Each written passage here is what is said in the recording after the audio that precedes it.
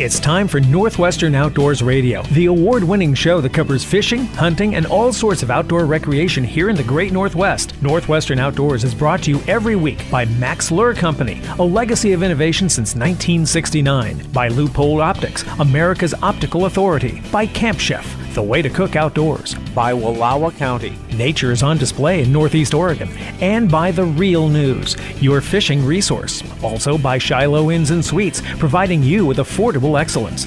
And by Mardon Resort, the place for fishing, hunting, and more in Eastern Washington. And now, it's time to head outside with your host, John Cruz. Did you enjoy last weekend's show featuring Fish Camp in the Columbia River Gorge? We heard from quite a few folks who did, and you know what? We recorded so much audio while we were there fishing, camping, and cooking with a whole host of well-known folks from the outdoors industry that we've got more. That's right, more great audio, gear, and just plain good outdoor stuff to share with you this week from Fish Camp as well. We're going to start off by checking in with two of the most well-known and prolific outdoors writing and broadcasting couples here in the Northwest, Scott and Tiffanyhaugen. As usual, they've got a lot going on between them, writing books, hosting a new TV show, putting together podcasts, and being the great ambassadors they are for Cabela's. Right after that, we're going to check in to see what well-known Dutch oven cook and camp chef elite pro staffer C-Dub Welch has got cooking for us,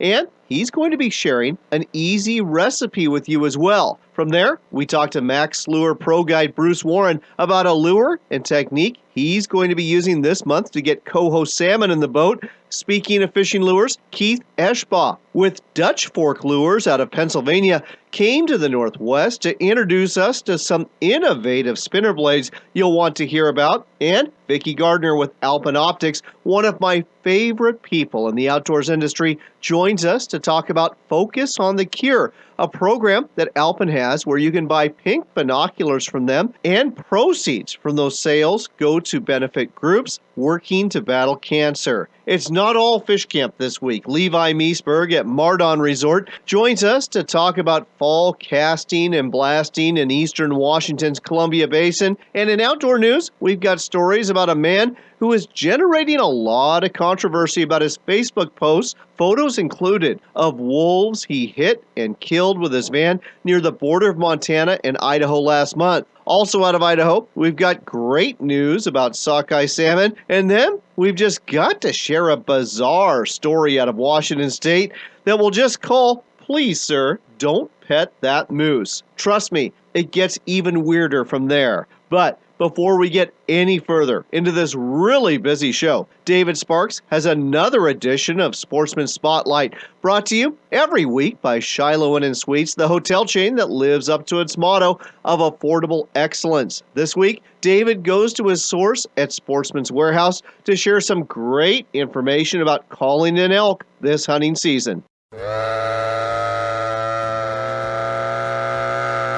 What was that? It was a guy with an elk call mimicking a bull. David Sparks with Sportsman Spotlight coming up with an answer. I called Sportsman's Warehouse sales associate Brandon Lobo and asked him about elk calls. We got several types of elk calls. We have cow, calf, all that stuff, bugles. It kind of varies with what kind you're looking for. Well, give me a little rundown on each one and how hard they are to utilize in a way that will actually mimic, say, a bull or mimic a cow. Bugles are going to take practice because you're going to be using a mouth reed, and with that, you need to practice blowing it pretty much. But with that being said, you're saying, I'm guessing like a typical new hunter, right? Just trying to get a call going for hunting and stuff? Yeah, let's say it's a new hunter, maybe a kid who wants to go out for the first time. Yeah, it's a little like a whistle type deal, and it's a cow call. I don't know if you've heard of cow call, but it's short and sweet, like a little button you push, and it's like a air valve. What would you call those, Dana? It's called a hoochie mama. So you just push this little rubber pouch. It's full of air, and it runs through some reeds and mimics a cow call. A lot of people call bulls in during the rut with that. That's one of the main calls that you'll be hearing out in the woods. A hoochie mama, I watch Seinfeld once in a while. George Costanza's father always says hoochie mama. I think that's where it came from with Seinfeld.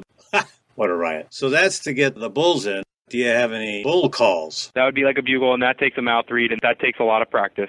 Thank you, Brandon. Sportsman's Warehouse always delivers. This is David Sparks for Sportsman Spotlight. Confused by so many national brand hotel reward programs? Blackout dates, expiration dates, different points for different hotel rewards, and gimmicks? At Shiloh Inn Suites Hotels, it's simple. No blackout dates for any rewards stay. If we have a room available, it's yours. Hi, I'm Mark Hemstreet, owner of Shiloh Inns. As a rewards member, you'll receive free room upgrades, a dedicated personal agent to help book your stay, points that don't expire, points that can be used for free nights at any one of our beautiful hotels, or donations to your local school or free airline tickets, and much more. And as a special bonus, you'll earn 100 free bonus points just for signing up. From your very first stay, you receive free Wi-Fi, free breakfast at most locations. The kids stay free. We don't charge ridiculous resort or parking fees, and we're dog-friendly. Shiloh Inns, affordable excellence. American-owned and proud of it. Psst, yeah, you, the guide, outfitter, or outdoors business owner who's listening to Northwestern Outdoors Radio. Have you ever thought of becoming a sponsor of our show? We've got local sponsor opportunities at all 50 of the stations that carry Northwestern Outdoors every week, and we've got some network opportunities too. If the outdoors is your business, we can help you with your advertising needs. Contact me, John Cruz, through our website at northwesternoutdoors.com for more information. That's northwesternoutdoors.com, helping you get the word out about your outdoors company.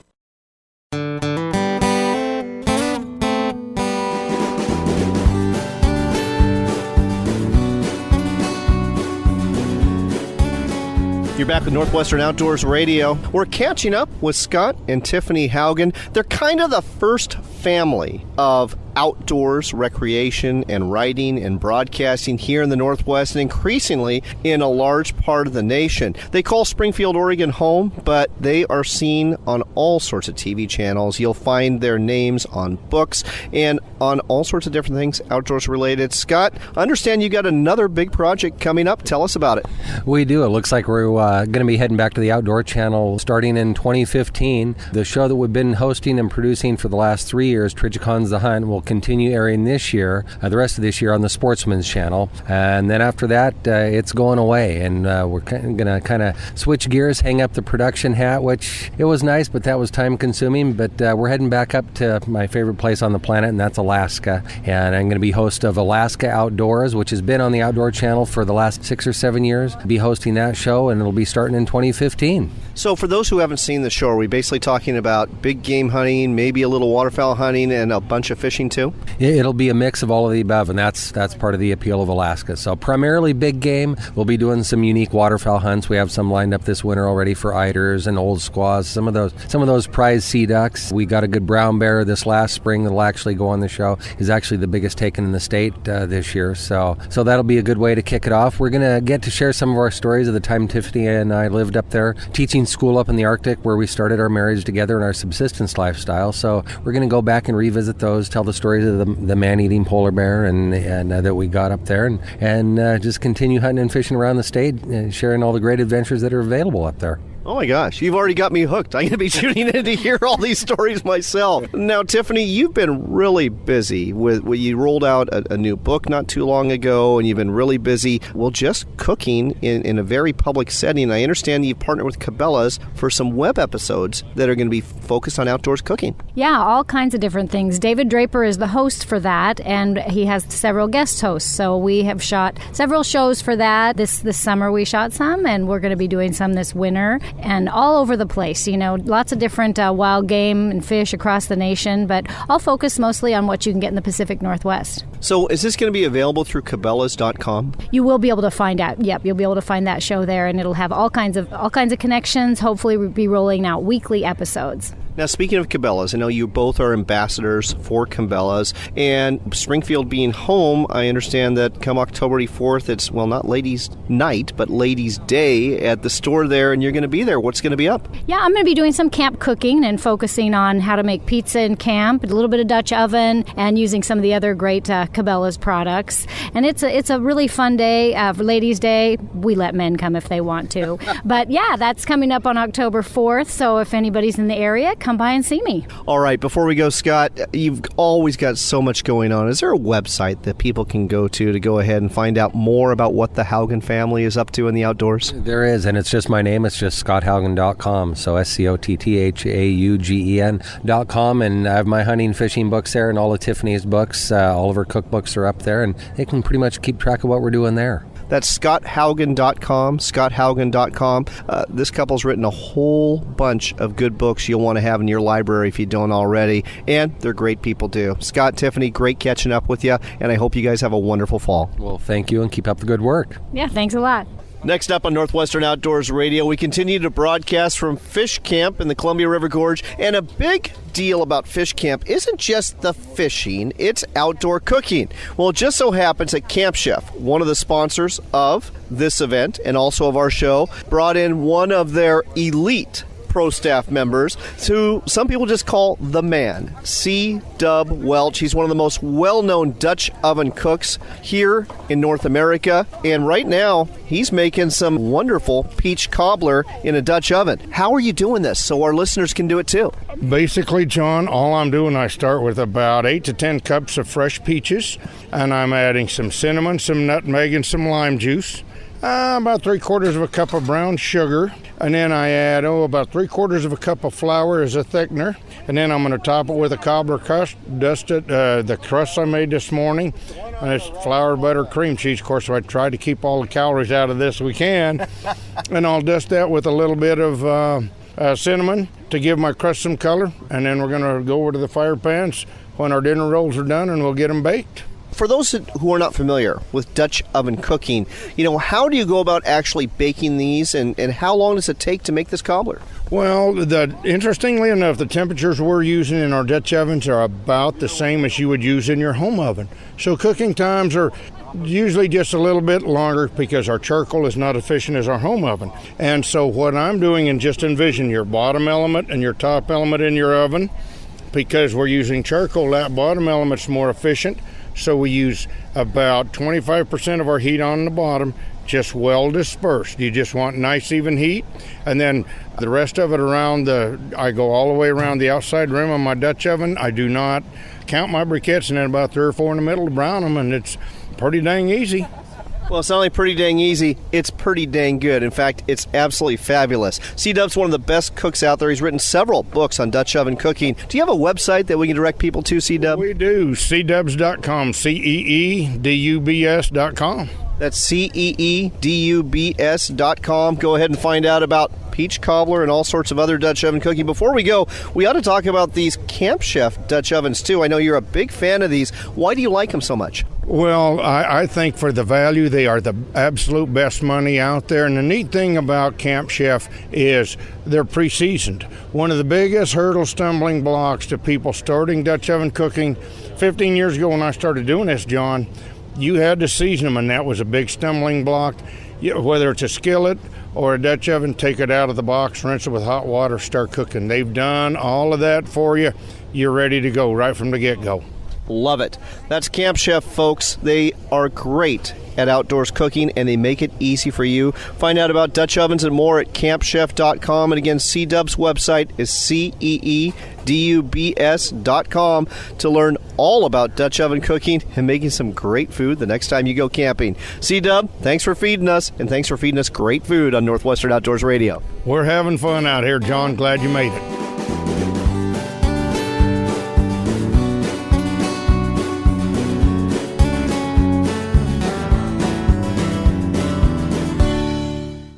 Ah, the great outdoors. I'm ready for a great weekend of camping at this remote campground. But first, I think I'll invite my camp neighbors over for a meal of fire-roasted hot dogs and baked beans. Dum-de-dum, dum-de-dum.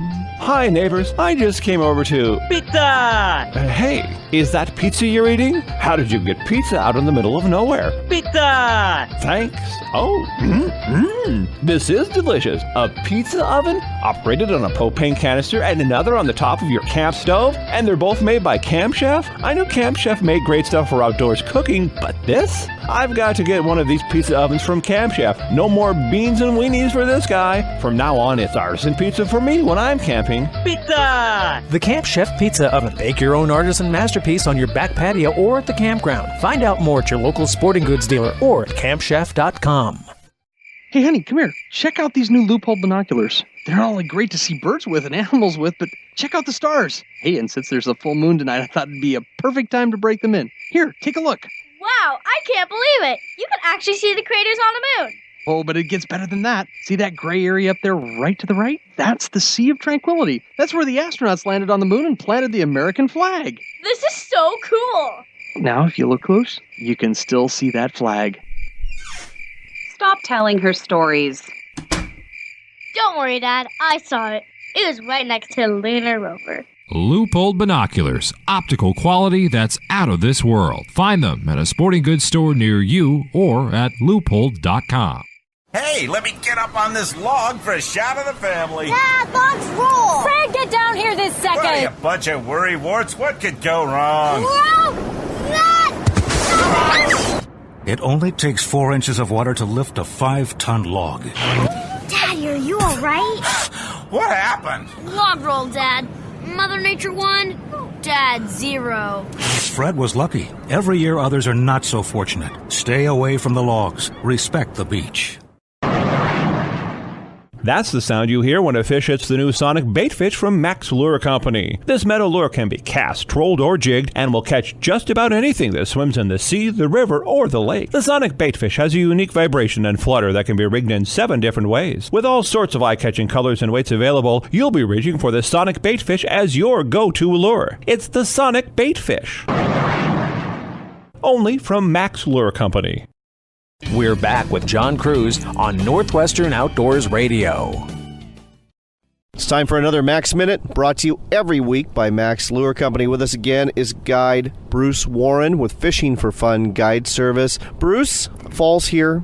It's time to go ahead and start fishing for coho salmon. I understand you're going to be using a lure from Max Lure Company for this. You bet. The Sonic bait fish, John. It's an incredible little lure. It works very, very well for this technique. You can rig it in 3 different ways to put maximum hooks on where, regulations require or accept, but also it works really good for trolling, casting and retrieving, or twitching in the same way you would twitch a jig for coho. It's almost like a blade bait or a crippled herring. It looks similar to that. But like you said, there's different points where you can put hooks on or put your line on. How are you fishing? Are you basically tying it to the nose and putting a hook on the bottom at the tail, so to speak, or doing something different? Well, we can certainly do it that way, and that works very, very well if you're interested and you have single hook regulations. But what I'm excited about it is you can put a hook on each end of that, tie your line to the back. It will add extra flare and extra flutter, and it will catch more fish that way.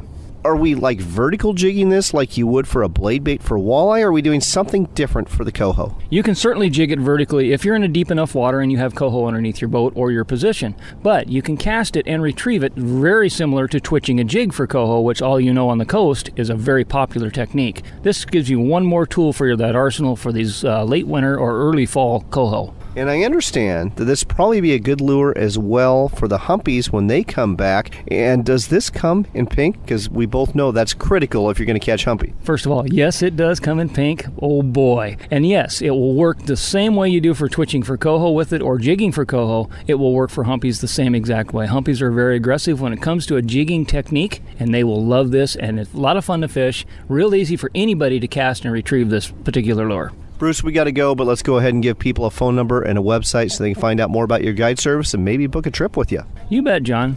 Bruce Warren, fishingforfunguideservice.com, 253-208-7433. Get us on the web, get us on the phone, or you can go to our Facebook page at Fishing for Fun Guide Service. There you go, and that wraps up another Max Minute brought to you every week by Max Lure Company. The road is calling you to experience one of Oregon's 7 wonders, the Wallowas. So grab your camping equipment and fishing gear and head out to Northeast Oregon, where you'll find the views are endless, the air crisp and clean, and the water's cold and clear. Set up camp by the shores of Wallowa Lake or in the heart of the Wallowa-Whitman National Forest. Take your fishing gear and cast your bait into the deep waters of Wallowa Lake, or roll your fly into one of the eddies of the many freestone creeks and rivers teeming with fish. This summer, take the road that leads to wonders. It begins at WallowaCountyChamber.com. It's a great time to go fishing, and whether you're heading to the lake for trout, to the saltwater for salmon, or fishing the Columbia for Chinook or steelhead, The Real News has got you covered. The columnists at The Real News are just like you, die-hard anglers. Better still, they share their expertise to help you have a great time on the water. The Real News has been going strong for 26 years and prides itself on being Washington's only sport fishing newspaper. Look for your copy at local sporting goods retailers or subscribe online at therealnews.com. Pheasants Forever is working hard every day to ensure there's more wildlife habitat for the future. To join us, go to pheasantsforever.org.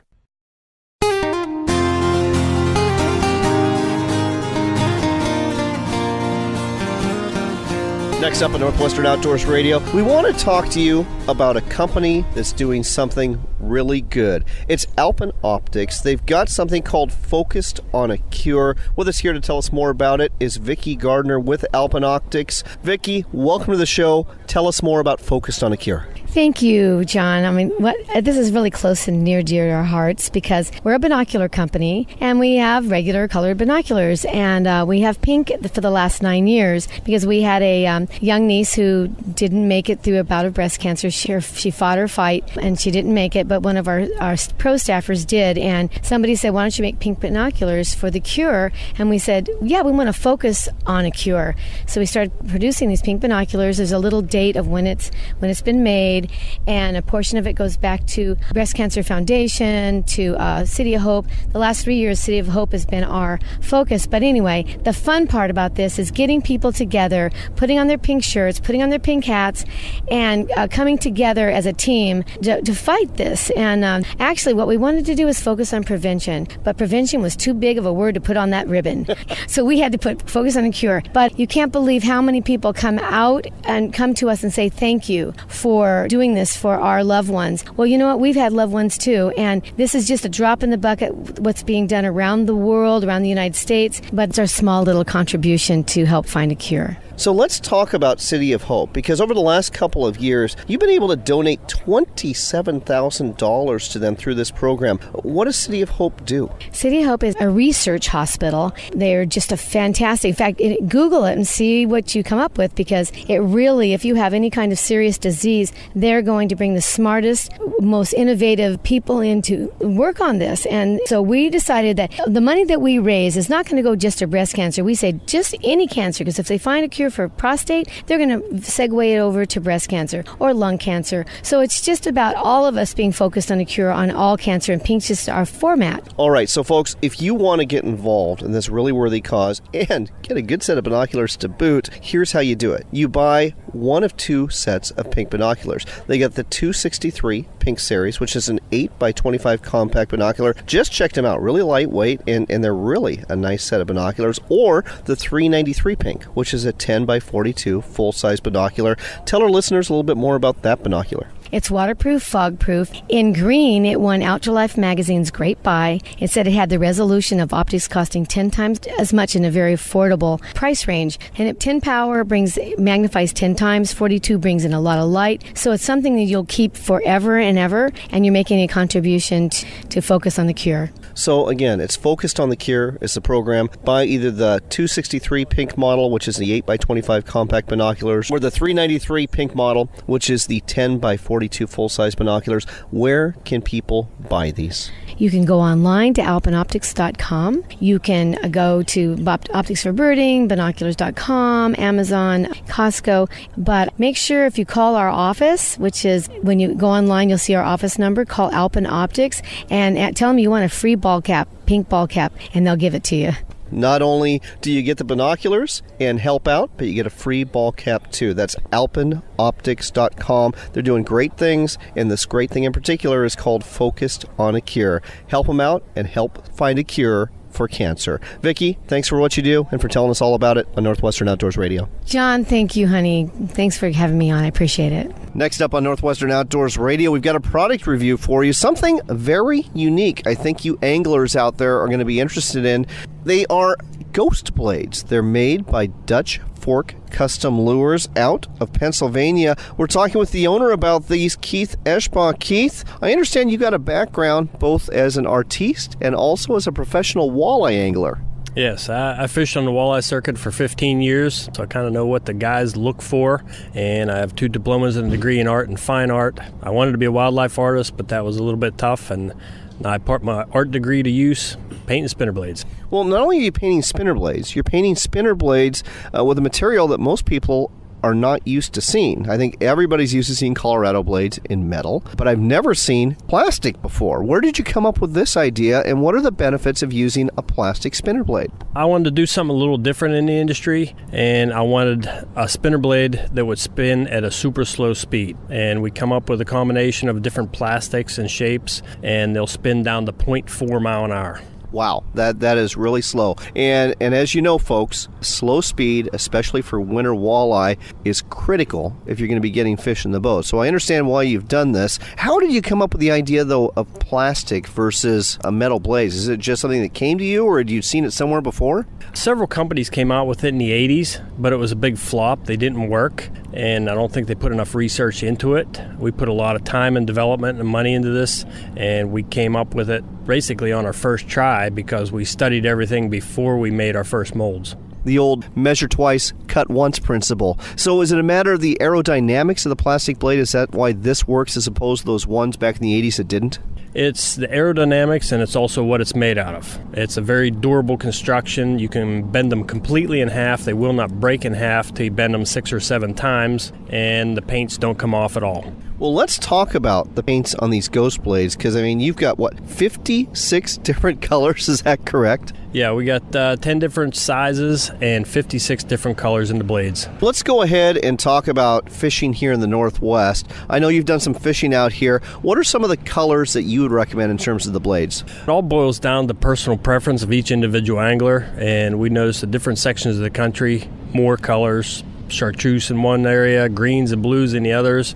Overall, the fire tigers, the chartreuses, everybody likes those ones. And I'm one of those guys as well. I got to ask, where can people go ahead and find these ghost blades from Dutch Fork Custom Lures? Well, if you go to our website, www.dutchforkcustomlures.com, we have a list of retailers, and we have quite a few retailers in the Northwest section of the country. There you go, folks. It's the Ghost Blade from Dutch Fork Custom Lures. Something really different, and I think it's probably worth a try. Thanks for telling us all about it on Northwestern Outdoors Radio. Thank you.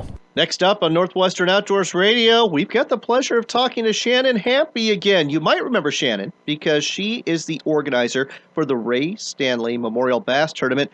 And turns out Shannon also makes custom jewelry from fishing tackle. It's called A-Lure, A-Lure. You can find out more at her website, a-lure.com. Shannon, welcome back to the show. Hi, thank you. Shannon, tell me a little bit about this. How the heck did you start making jewelry from fishing tackle? Well, it's sort of one of those things that we all look at tackle or lures and think, maybe everybody doesn't, but I go, that would make great earrings. Well, I know there's anglers that end up wearing them as earrings, but it's usually accidental. You're the first person I've met that does it on purpose. Let's put it that way. Well, my grandfather used to say, I could catch a fish with what's hanging in your ears. So maybe it was growing up with that. I'm not sure. I have seen other people do it and try it since I've been into it. And, you know, it's not so uncommon, I don't think, as some people might imagine it. So you make necklaces, you make bracelets, you make anklets and earrings. And folks, if you go to our website, it's really cool stuff. It's a-lure.com. You know, what kind of lures do you like to use to make this jewelry? Oh, boy. I just walk down the aisles until ideas hit me, and they're new every time. But right now, you'd find my tackle box full of corkies and spinner blades, swivels and hooks, bass and walleye beads, rooster tails, flies, bobbers, spinning glows. I mean, anything goes. If it's in the sporting goods aisle, we're there. I think that is funny. Let's go ahead and talk about one other thing here. What's the most popular item that you sell? The most popular item I sell, that would be tough. I have people who just love hearts in general. Okay. And they tend to go to the fish hook hearts with either the necklaces or earrings that I make. I have some people who are into more of the feather in the ear thing that kind of go towards the flies. Sure. And right now I have a swivel and walleye bead with a hook, bracelet, anklet that I can't make them quite enough right now. Well, there you go, folks. If you are an angler, and if the love of your life loves to fish as well, it sounds like a-lure.com is the website for you. Shannon, we got to go, but before we do, if you were to use one phrase to describe your custom jewelry made from fishing tackle, what would it be? It's the beautiful side of tackle. A whole new part of fishing tackle you never thought of before. Again, find out more at a-lure.com. Shannon, thanks for telling us all about it on Northwestern Outdoors Radio. Thank you.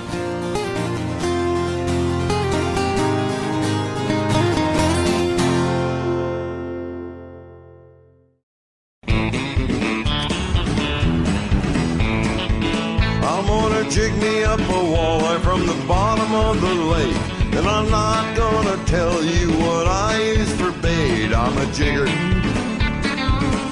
I'm the best jigger around.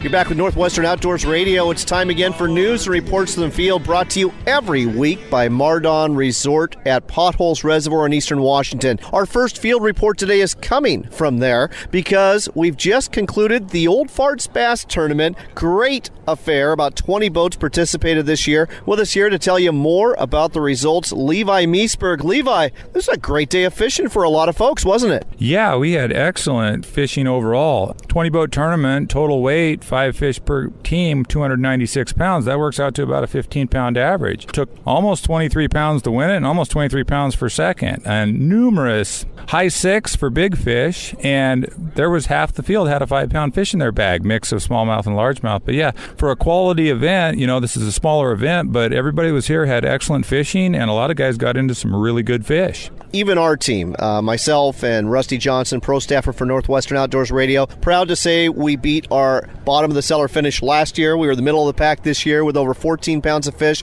We got one of those 5-pound smallmouth. Beautiful day of fishing. And I guess the fishing for bass here, both largemouth and smallmouth, this is just the start of a great fall season fishing. What's it going to look like as we get into October? Oh, this is an excellent time of year. You're going to have cool mornings, beautiful Indian summer afternoons, and your bass fishing will hold up really well until our water gets down into the low 40s, so you can have excellent fishing all the way through October. You got to roll with the fish a little bit. They'll slide out a little bit deeper. But this lake right now has just got a really good quality population of healthy both largemouth and smallmouth, where your average fish is, a great, 2.5 pound fish, and 4s and 5s are very common.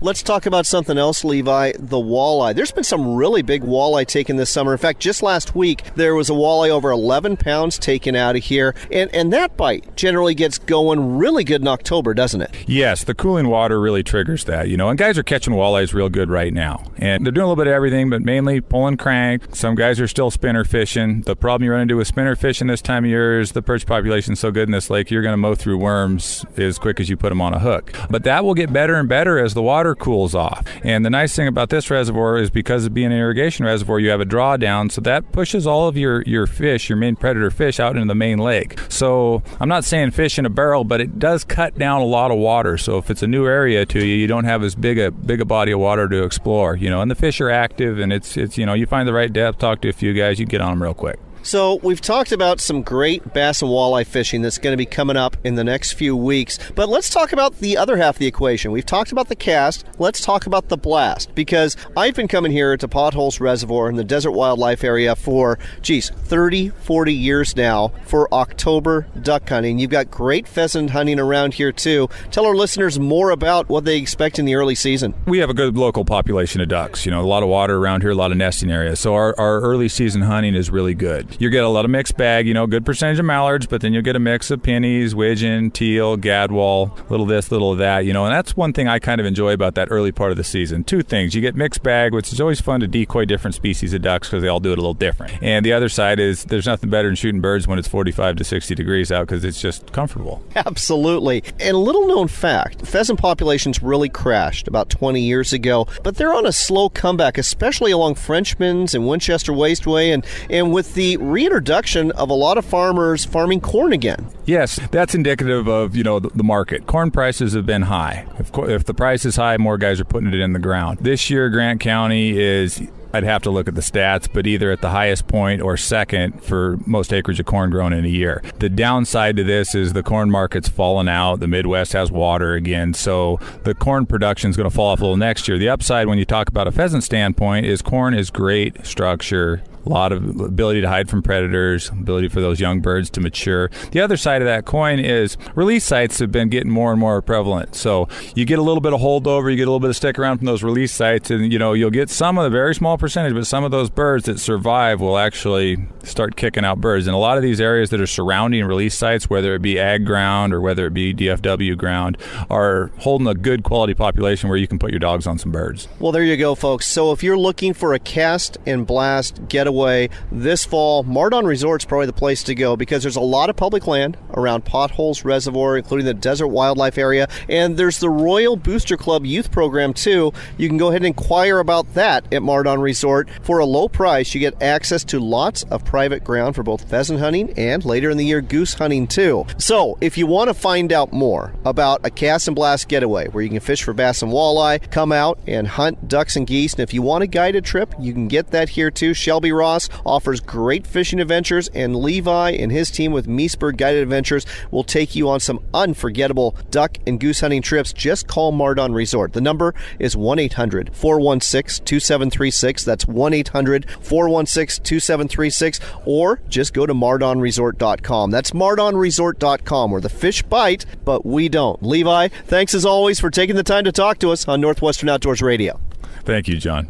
Turning to outdoor news, a Facebook posting about road-killed wolves near the border of Idaho and Montana is generating howls of protest. From our affiliate 930 KMPT in Missoula, we learned Troy Bridges, who has a Facebook page called Lobo Watch, posted a story about how he ran over 2 wolves that were chasing elk along Interstate 90 a few miles east of Lookout Pass. Bridges, who is not a fan of wolves by any means, said it was an accident, but was not apologetic about what happened. The post, which includes photos of a road-killed wolf, garnered some 350 comments regarding this September 16th posting, with both pro and anti-wolf advocates weighing in on this story. You can read all about it yourself by going to the Facebook page Lobo Watch. Now, I was left with a couple of questions here. Number one, we don't have any proof that this story happened the way that Troy said it happened, except for his posting itself and this photo of the dead wolf. For all we know, he just drove up and found the wolf. Other people are probably speculating that since he hates wolves so much, perhaps he ran over the wolves on purpose, but we simply don't know. So you can go ahead and, again, read this post yourself, come to your own conclusions, and if you want, make your own comments too. The Facebook page, again, is Lobo Watch. Further west in Spokane, we've got a story for you I'm going to title, Please, Sir, Don't Pet the Moose. From our affiliate, KXLY 920, we bring you a bizarre incident that unfolded at Holy Cross Cemetery in Spokane 2 weeks ago when word spread about a bull moose resting on the grassy lawn there. A crowd quickly arrived, and Fish and Wildlife officers determined they had to tranquilize the moose and relocate it out of the area for safety purposes. Officers and cemetery employees asked the crowd to disperse for their own safety, and that's when things got weird. 33-year-old Jonathan Patterson insisted on walking up to the wild moose to pet it, something the Fish and Wildlife officers repeatedly told him not to do. Finally, the officers told Patterson he was under arrest. In response, he blew cigarette smoke into the face of a female Fish and Game officer, took her taser, and started jogging away with it. As you might imagine, this action drew quite a bit of law enforcement attention towards Patterson in a hurry, and he was quickly apprehended. Now, I know you may be shocked to hear this, but he was in possession of drugs he was not supposed to have. That may have played a factor in what occurred here. And he was also booked for assaulting an officer along with other charges. The bull moose, meanwhile, was tranquilized and successfully relocated near Pend Oreille County, where hopefully nobody's going to walk up and try to pet it. And last but certainly not least, we've got good news to share out of Idaho, where the Fish and Game Department reports a record return of Snake River sockeye this year. As of September 21st, 1,457 of these salmon had been trapped by Fish and Game biologists, which surpasses the previous modern record run since Lower Granite Dam was built. The sockeye were virtually extinct 22 years ago when only one sockeye, nicknamed Lonesome Larry, was trapped on Redfish Lake Creek after he returned up the Snake River. However, a lot of hard work and sound fisheries management since then has turned things around, and Idaho Fish and Game expects to release 1 million sockeye smolt into the Snake by 2017. That wraps up our news for this week, but don't turn that dial. We're coming right back with some really interesting upcoming events with an outdoors twist taking place in all 4 Northwestern states, and we're going to go ahead and transition out of this segment with some more music by John Kurkowski. He's a walleye jigging fiend. I'm the best jigger around.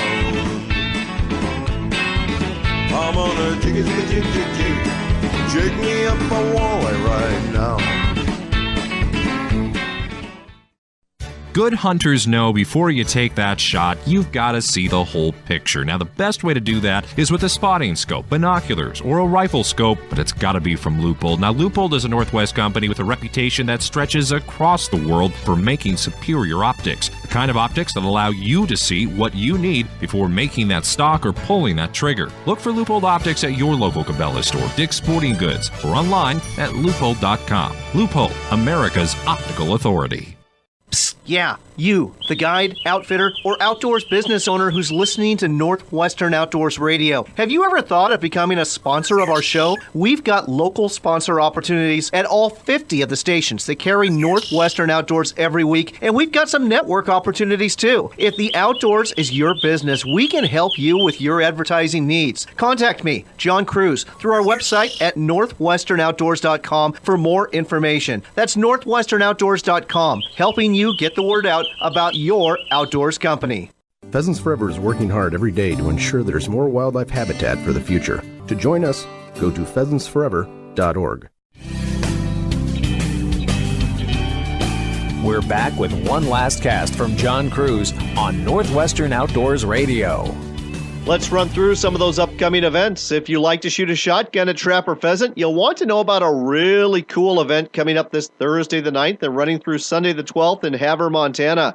It's the Legends for Lights Pheasant Jamboree that features a chance to shoot trap with some sporting celebrities on Friday and then go pheasant hunting with them over the weekend in north central Montana.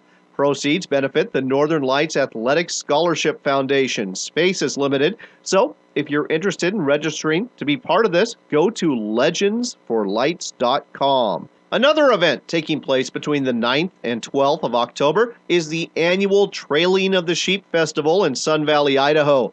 This 4-day event has really grown big and celebrates the tradition of sheep herding as well as arts, history, cooking, and the culture of the West. It's really unique, looks to be a lot of fun. Find out more about it at trailingofthesheep.org. If you like to run and support a good cause, well, mark October 18th on your calendar and head to Lake Sammamish State Park in Issaquah, Washington for the Run with the Kokanee race.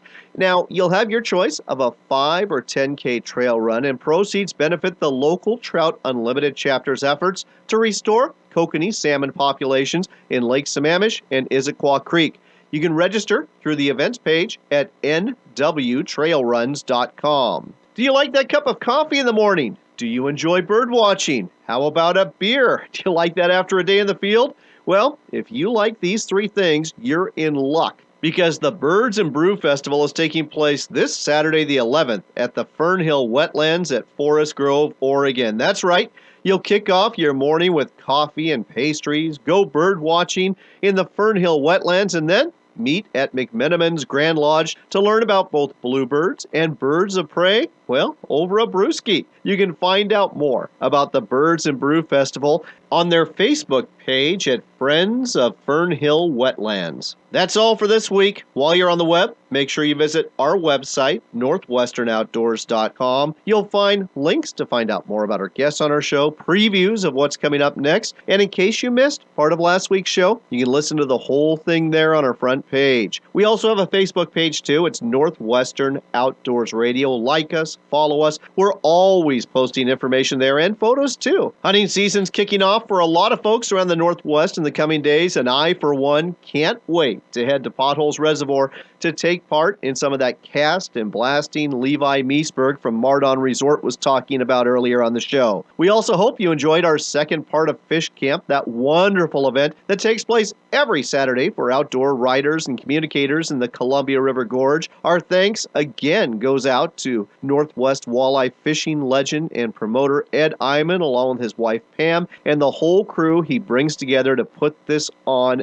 every year. I'll tell you what, I look forward to Fish Camp more than I look forward to Christmas. October is here, and it might just be the best month of the year to hit the field or the water for fun. So until next time, take care, God bless, and make it a point to spend some time outdoors.